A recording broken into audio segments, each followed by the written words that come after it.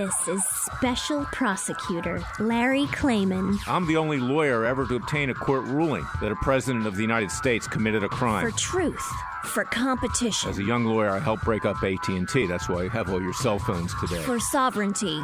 For the Republic. I'm the guy who, at Judicial Watch, which I founded, uncovered the Chinagate scandal. Millions of dollars going to the Clinton campaign, corrupting our political system. For the privacy of citizens. And I'm the only guy to have enjoined the National Security Agency from mass surveillance on hundreds of millions of Americans. Tearing it up. I'm the son of meat packers in Philadelphia, Pennsylvania. I know how to slice and dice. Bringing it back.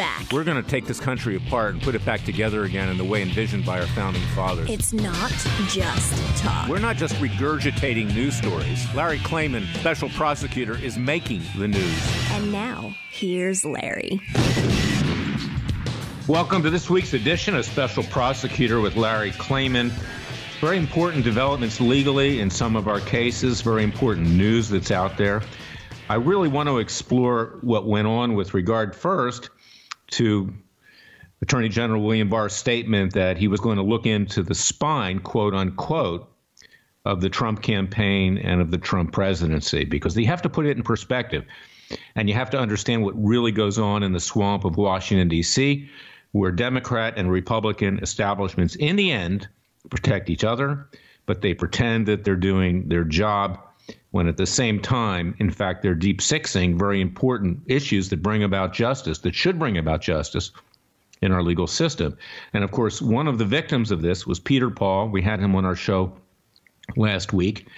Peter Paul was an individual who had the goods on the Clinton, who came to see me, Bill and Hillary Clinton, that is, the Bonnie and Clyde of American politics, during the end of my time at Judicial Watch before I went to run for the U.S. Senate. I had signed an agreement to defend Peter Paul should the government bring, so-called government, criminal charges against him for alleged stock fraud and bank fraud, if he would come forward with information to the then George W. Bush Justice Department that showed without a doubt that Bill and Hillary Clinton committed massive crimes, campaign finance crimes, by accepting nearly $2 million in hard money campaign contributions, which were illegal at that time to get Hillary elected to the U.S. Senate, which she then used to try to piggyback to become president. Fortunately, she did not become president. But Peter Paul is a case study in how the swamp protects itself, so that you should not be fooled by statements by Bill Barr that he's going to be looking into this matter. That's about all he may do, is look into it. And you should not be fooled by statements by Lindsey Graham, head of the the Senate Judiciary Committee, the chairman, that he's going to be looking into it, because we know the way Washington works. And if the swamp doesn't just protect itself in terms of the justice system, so there's no blowback formally with regard to charges that may be brought against them in future cases, they're worried about all the dirt that the intelligence agencies and the FBI have collected on all of these characters, all of these swamp creatures that will fly out of files that will out them.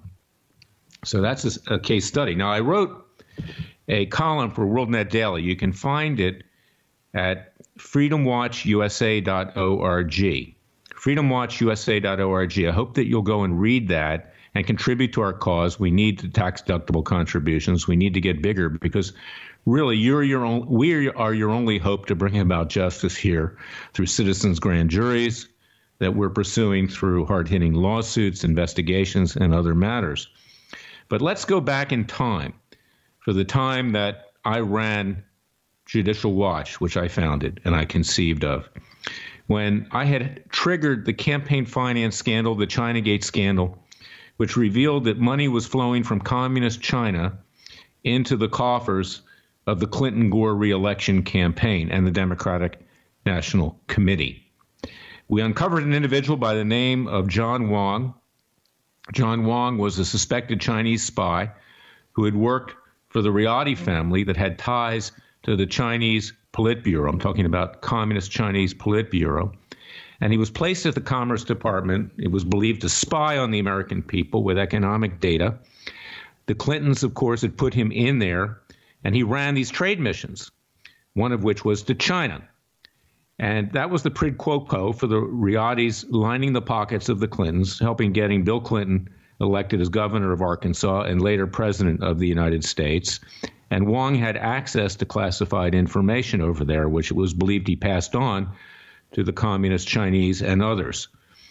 Now, when this scandal broke, everyone who, in fact, was someone who covered scandals, whether it was Bob Woodward of the Washington Post, Robert Novak of the Chicago Tribune, and others in Washington, Bill Safire of the New York Times, they grabbed onto this scandal. It was a huge scandal. And it was thought that this was going to be the end of Bill Clinton. Later came Monica Lewinsky. That drew attention away from it. The media liked the sex stuff and the salaciousness of the whole thing. And this matter was never included in the impeachment proceedings, although we tried through Bob Barr and Dave Shippers, who was the impeachment manager. Bob Barr was congressman. I was working with him in the impeachment of Clinton. If it had been included, he clearly would have been impeached and convicted. But it was Newt Gingrich, who was then Speaker of the House, that stayed away from this. They didn't want to impeach Clinton. They didn't want to have him convicted. They just wanted to wound him. So Al Gore, who then ran in 2000, would not win as president. And in fact, that worked. The cynical aspect of that worked. And who did we get? We got an idiot, George W. Bush, who got us into wars. And in fact, his Justice Department covered up the crimes that the Clintons had committed. When Peter came to see me after that election and revealed that what had gone on with the Clintons and these illegal campaign contributions.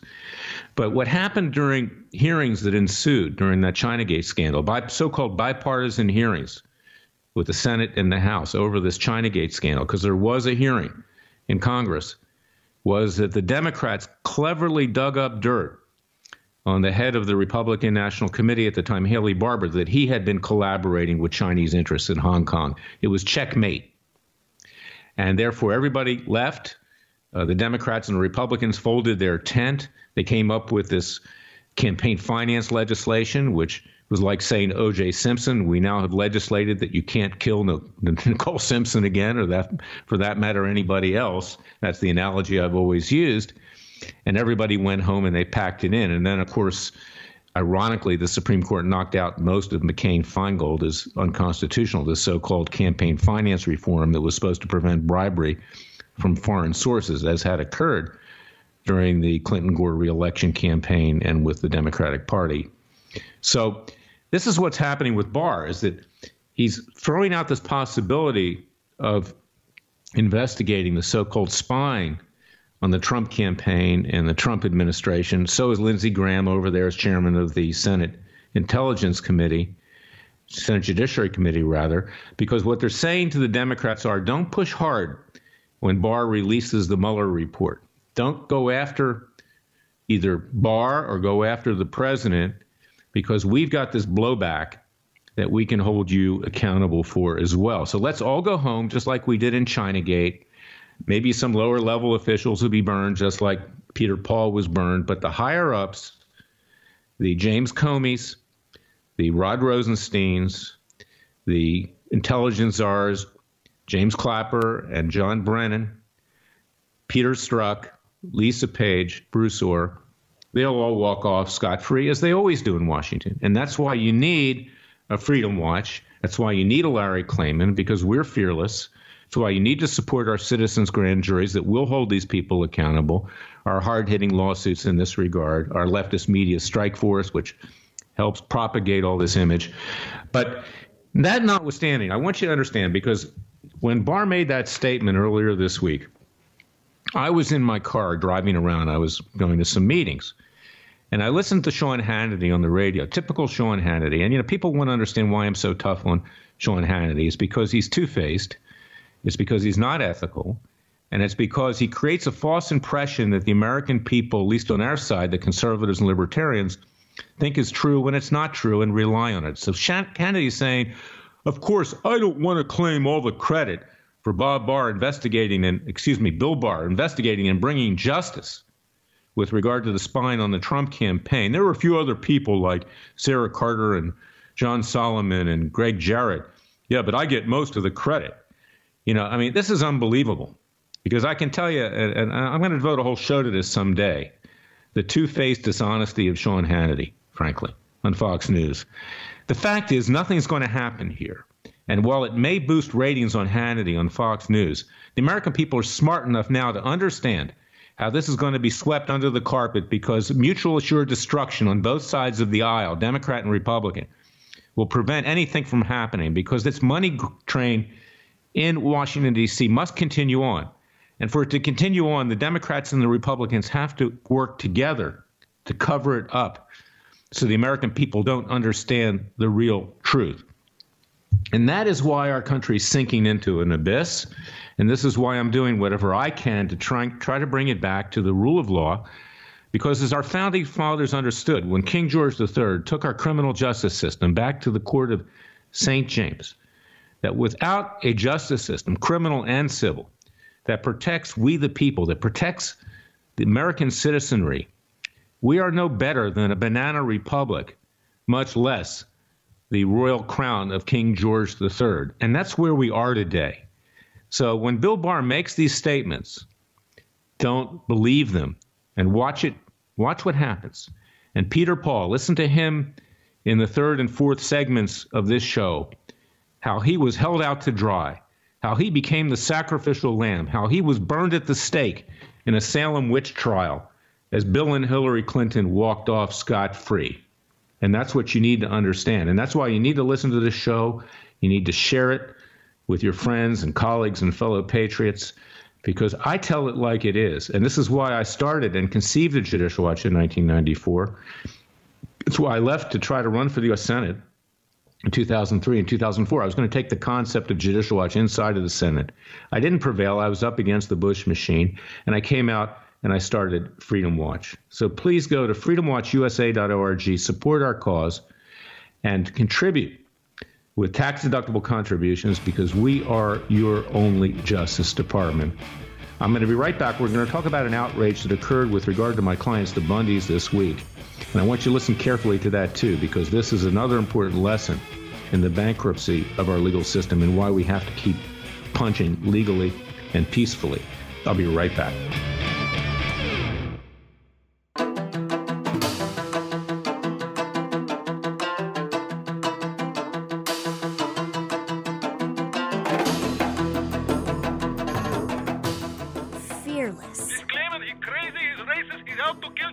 Dangerous. You don't hear, use the court and the law. Lethal. This is bad. Special prosecutor. Very bad. Larry Klayman. If you'd like to support Freedom Watch and this radio show, go to freedomwatchusa.org.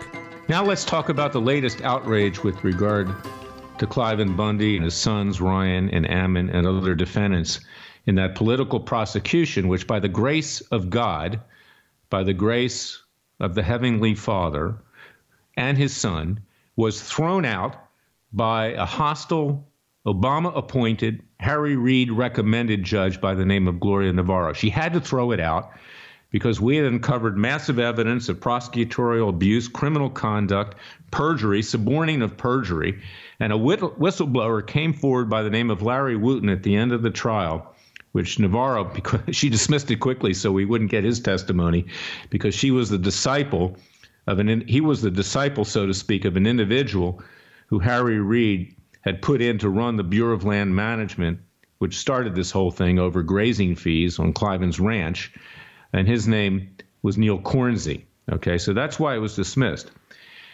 We're up on appeal right now. The government's appealing it. If you want to use the term government, I don't call it a government anymore. It's tyranny.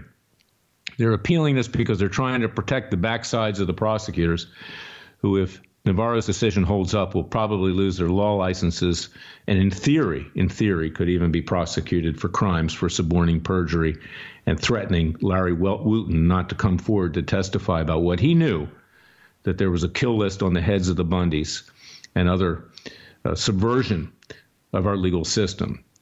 But in addition to that, and we've moved the Ninth Circuit to reopen the record at the lower court level so we can get the testimony of Wooten before this appeal is heard. And if we get that testimony, and I'm reasonably confident that the Ninth Circuit will allow us to do that, then probably the appeal will be dismissed. The government doesn't want that on the record, and the Bundys can go off and live their life and continue their American heritage of ranching the land, because this land is our land. It doesn't belong to the federal government. It belongs to the people of Nevada and the people of Clark County. And for that reason, after the case was dismissed, on behalf of Cliven Bundy, I filed a complaint for a declaratory relief in the state court in Nevada. It was assigned to a judge named Crockett.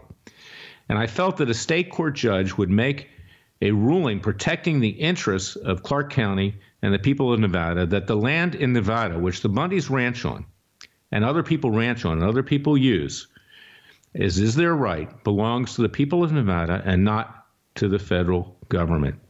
The federal government claims to own about 87% of the land in Nevada. Now ask yourself the question, how can you be a state when the federal government owns the land and the people of Nevada don't own it?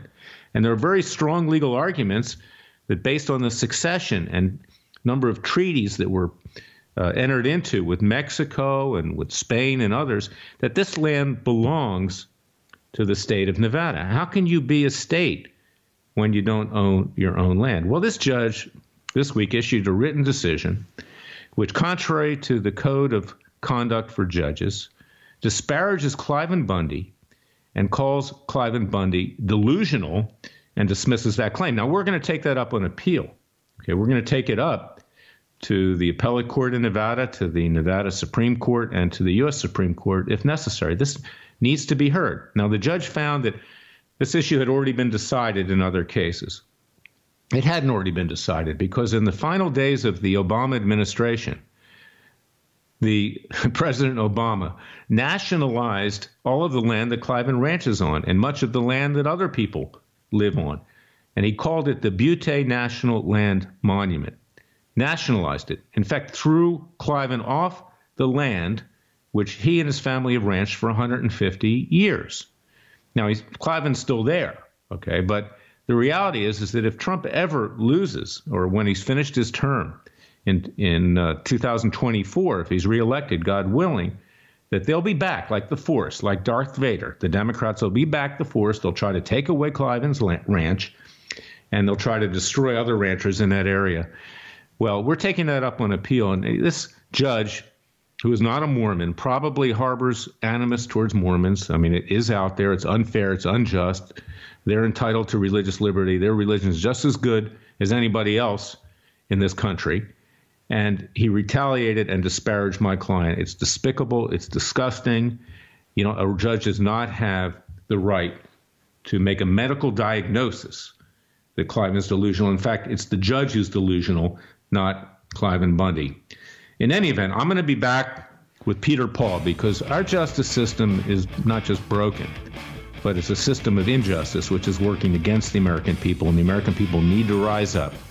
And that's what we're doing at Freedom Watch. Go to freedomwatchusa.org. Support our causes because we are your only legal hope. I'll be right back.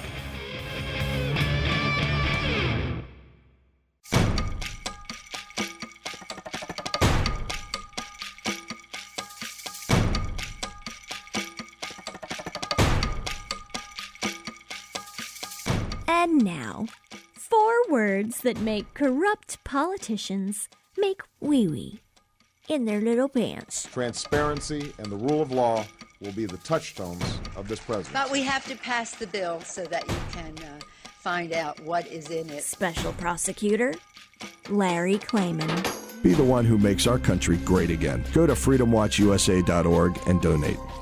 I'm here with my client, my friend, an American patriot who was treated very badly by the legal system, extremely badly. He was set up. He was convicted. His name is Peter Paul. You heard him in last week's Special Prosecutor with Larry Klayman, but it's particularly topical this week because we've heard statements by the current Attorney General William Barr that he's going to investigate spying that occurred by the Democrats and occurred in the deep state at the Justice Department, the FBI, and the intelligence agencies under Obama. Well, we've heard that before. We heard, of course, when Peter Paul came forward with definitive evidence that the Clintons had committed a crime, that they turned a blind eye. And who turned a blind eye?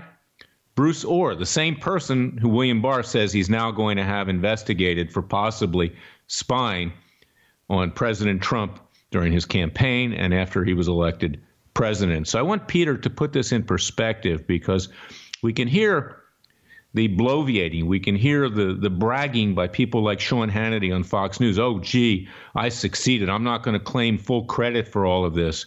Credit for what? I've been living now for 25 years doing this kind of work as the people's advocate, first at Judicial Watch, now at Freedom Watch in my private capacity. And I've heard all of this before. And really, the only justice that's going to be meted out peacefully and legally, I might add, is by the American people, whether it's citizens' grand juries or lawsuits getting the right judges like a Judge Lamberth or whoever. But it's not going to come from inside because the government itself protects itself. The swamp protects itself, whether it's the Democrats or the Republicans. What I believe that Bill Barr was doing was he was sending a message to the Democrats. Don't push on me when I release the Mueller report. Don't go after me and don't go after the Republicans because we now have blowback. We've got you in our sights. But don't expect there to be any indictments of any of these high-level individuals, whether it's Comey, Peter Strzok, Lisa Page, Rod Rosenstein, the intelligence czars under Obama, Brennan or Clapper. So I want Peter to put it in perspective. And Peter, tell us, how your entire matter was whitewashed and how you became the sacrificial lamb for what was then a George W. Bush administration and Bush-run Justice Department. Well, it was astonishing that considering the support that you got from the Focus on the Family and Jerry Falwell groups, there was more than 300,000 Americans that contributed over that period of time to support my efforts to bring this to the attention of the public and to the authorities to enforce the law. And what we discovered was that the system was designed to protect all of the antagonists, and particularly the Clintons, who had orchestrated a takeover of the judicial process when Bill was elected and immediately fired all the U.S. attorneys around the country and replaced them all. That was unprecedented, and that was the beginning of the complete politicization and control of the Justice Department infrastructure. And it was an effort to protect him from the variety of transgressions that were either under investigation or he was vulnerable for.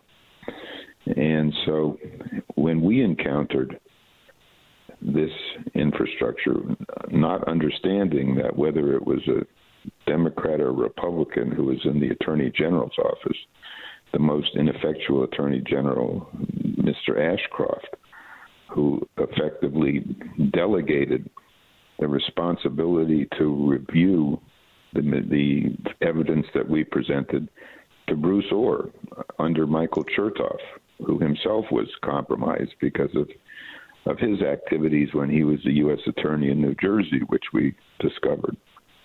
And so the delegation to Orr to supervise my efforts to cooperate were done knowingly or unwittingly to protect the Clintons and not to hold them accountable at the time.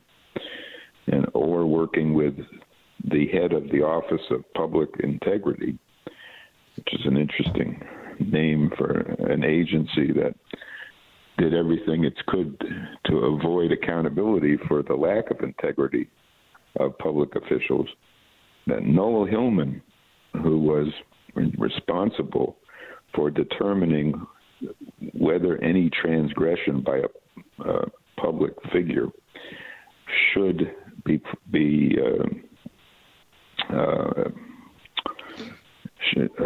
prosecuted. And the system was that unless he determined that, even the Attorney General couldn't step in to determine whether to go forward in holding a public official accountable. And of course, Peter, what you had was concrete evidence that Bill and Hillary Clinton had obtained hard money contributions close to $2 million, about $1,900,098 above the limit, the legal limit, which were crimes. You came forward that information with photographs, videos, canceled checks, and everything else. And of course, you were yourself trying to cooperate with the Justice Department, Bruce Orr, who was then running this so-called phony investigation of the Clintons. He and his people came to Brazil several times, as we said last week, when you were incarcerated there, waiting to be extradited to the United States. This was the Hollywood tribute to Bill Clinton that generated those funds. And they required you to be able to cooperate, to plead out to a crime which you didn't commit, and then went off and prosecuted some flunky by the name of David Rosen, who worked with Hillary Clinton but didn't bring her to justice at all. And in fact, during the court case that ensued, the judge specifically made reference, don't worry about Hillary Clinton, she's not really involved. So the jury obviously figuring out, well, why isn't Hillary Clinton here as a defendant? How can I convict David Rosen when the person who's responsible isn't being held accountable? They wound up acquitting David Rosen too. And this was all Bruce Orr, and this was the Bush Justice Department. And it's an example of how the powers to be, Democrat and Republican establishments, in the end protect each other. They try to burn lower-level officials. They couldn't even do it competently with David Rosen.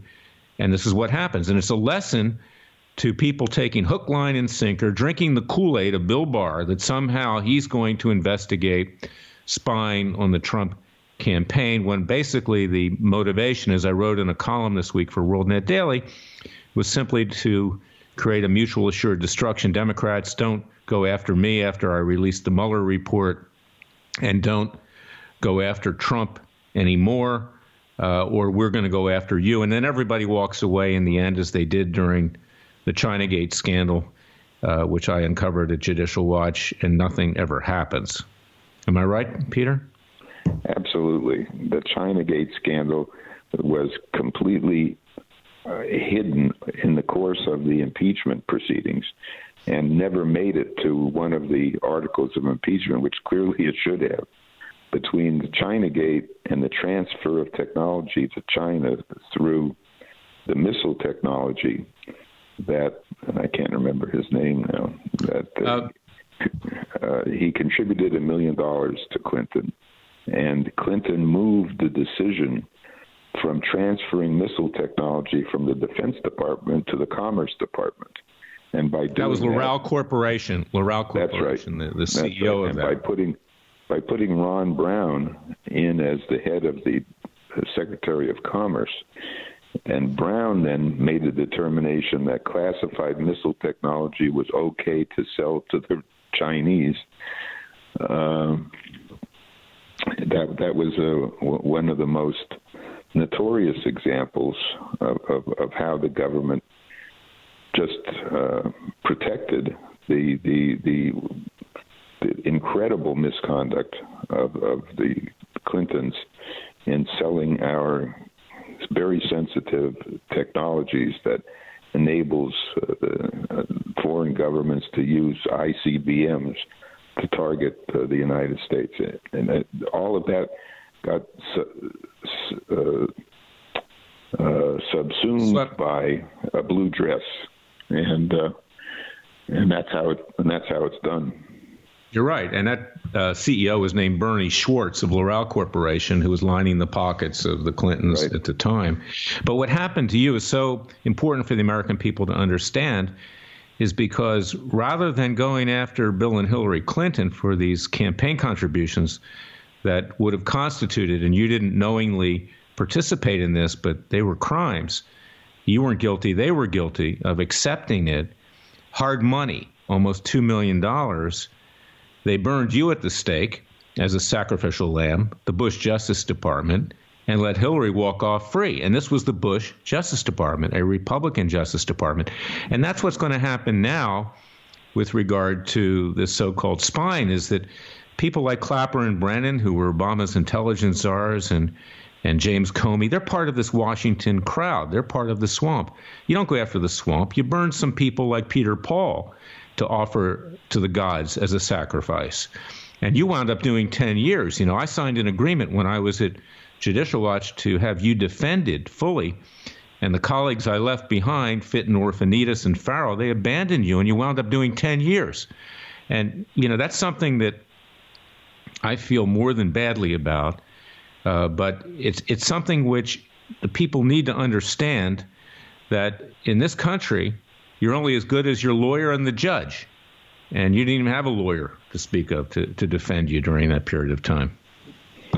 Well, I associated a former prosecutor who ultimately made a deal with the government to sell me out. And in an extraordinary meeting the day before Christmas in the judge's chambers, where I was supposed to be present, a discussion was held that unless I pled guilty, no trial date would be designated by the court for at least a year.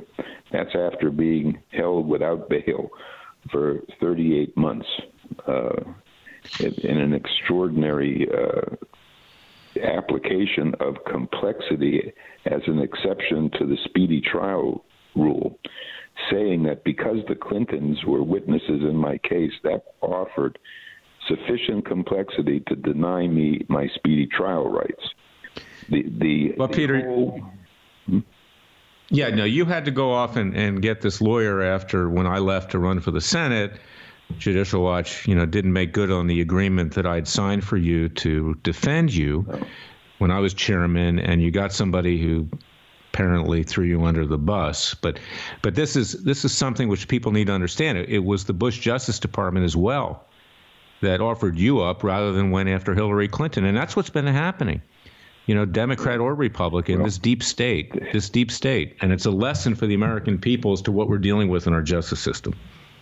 Well, what's interesting was the U.S. attorney at the time was Loretta Lynch. So the same names that we've seen in the last few years were there in the 2000 to 2005 period. That were there installed to protect the Clintons. Yeah, that's a good name. You were lynched, Peter, in effect. Yeah. This is happening to a lot of people, whether they attempted it with the Bundys or attempting it with my client, Schaefer Cox. He's doing time, 24 years. They set him up in a similar way because federal officials out there in Alaska were actually doing an Eskimo child trafficking scheme, and they got caught by Schaefer, who was an activist, so they set him up. I mean, there's so many examples of this that people are starting to understand in this country about our justice system. So, when you hear Sean Hannity out there pounding his chest, gee, look at what I did, what I created. Look at all the justice that's going to happen now. Great for Fox's ratings. Unfortunately, not great in reality with regard to the justice system, Peter. And the American people, owe you a debt of gratitude. You paid the price, and you're brave enough to talk about it now. And we're trying to get all the documents inside the Justice Department to find out exactly what went on there behind closed doors. Well, interestingly about Sean Hannity, I was on the show. Let me come back. We're going to come back with the final segment of Special Prosecutor with Larry Klayman, and you'll explain what happened, Peter.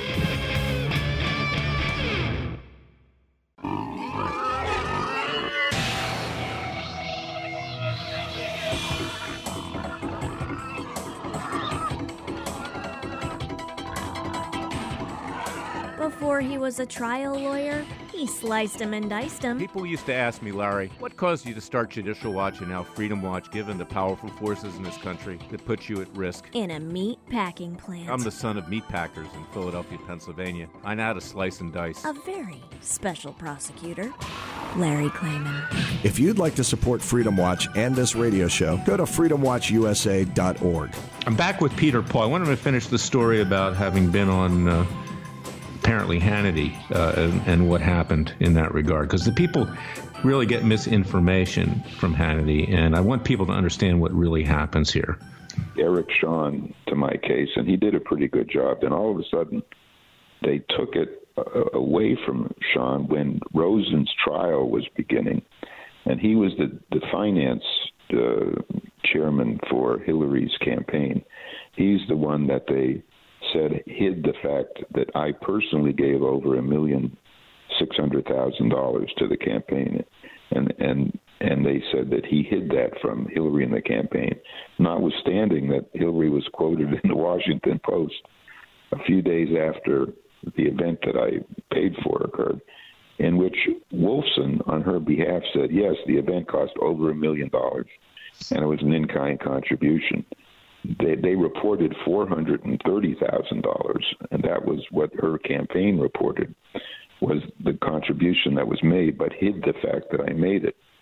It took them 3 years before they were fined $35,000 for hiding the fact that, in fact, the event cost over $1.2 million, and they attributed it to my companies as opposed to me personally. But in any event, the disappointment with Hannity was this, that when I was on his show and Alan Colmes was screaming at me and wouldn't let me talk, by the time Hannity was able to speak, he hid the facts and failed to defend what it was that was happening and what I was asserting. And he just buried the story after Eric Shawn had developed it to the point of exposing what was happening in the Justice Department. So, well, Peter, what happened to you? See, that Fox shies away from things when it becomes too controversial. They only go too far, and obviously pressure was being applied on Fox and Hannity by the Clintons at the time and other powers in Washington. Hannity's also run away from my client, Cliven Bundy, who he was covering. He ran away from Sheriff Joe Arpaio. He ran away from Chief Justice Roy Moore. Whenever the heat in the kitchen's too hot, Hannity runs away. And that's why I'm critical of him, because he's two-faced. And it happened with you. But that's why it's important, with regard to this radio show and other places where you can tell the truth, to get it out there so people really understand what's going on. Yeah, well, one last point. What nobody knew at the time, when Mike Wallace was going to do an exclusive interview of me when I was in Brazil, when you were filing the civil claim for fraud against the Clintons for defrauding my company and helping cause its collapse. So that Wallace had scheduled to come to Brazil to interview me. He had sent 2 different production teams down there. He sent a producer to live with me for a week in advance. The morning of his flight to come down there, I get a phone call from Bob Anderson, his producer, who says, Mike decided he's too old to make this trip. Now, this is after they spent at least $50,000 in flying 2 different crews down there, plus his producer, the morning of the event. It turns out what he said was they spoke to Gary Smith the day before, who confirmed that Hillary negotiated the fee that I paid him of $800,000. And so that established that their own producer, Gary Smith, would have been the key witness to show that Hillary's involvement was a felony. And in order to avoid that, they, at the last minute, not only did they withdraw from the interview, but 3 months later they announced that Bill Clinton and Dole were going to be reporters at large for 60 Minutes. I don't know if you remember that. I do, Peter. The moral to the story here is you were an inconvenient truth, to use a word from Al Gore, and they had to destroy you to protect the Clintons. And who helped to do that? The George W. Bush administration. That's why we, the people, need to rise up. This is the verdict section of Special Prosecutor with Larry Klayman. Our citizens' grand juries are hard-hitting cases. We pray that we'll get good judges, but we, the people, need to do it for ourselves. I'm going to be back next week with another edition of Special Prosecutor and Special Defense Counsel with Larry Klayman. And until then, I want to thank Peter for everything he did to try to bring the truth and try to bring justice. And this is what this country is about, is that brave people like Peter Paul come forward. God bless you. God bless America, Peter, and God save America.